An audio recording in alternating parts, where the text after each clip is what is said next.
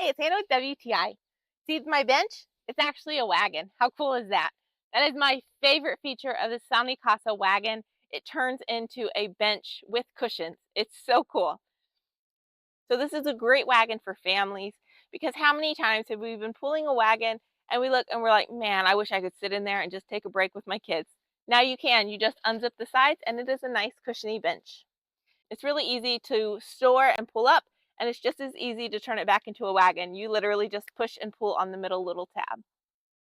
There's a nice cushion for the bottom and for the back, so it's a very comfortable bench when you do sit down.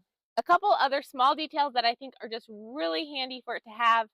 The handle is extendable, so you can adjust it depending on how tall or short you are. It also has a nice little clasp, so when you are not pulling it, you can push the handle back and it will stay standing up. It won't fall down. The unlock and lock on the wheels is also super simple. You hit the same button for both. No trying to pull up to unlock your wheels. It has cup holders and the extra net storage thing because we all need a little extra storage when we're out and about. My parents and our kids went to a festival recently and they said they got tons of compliments on this.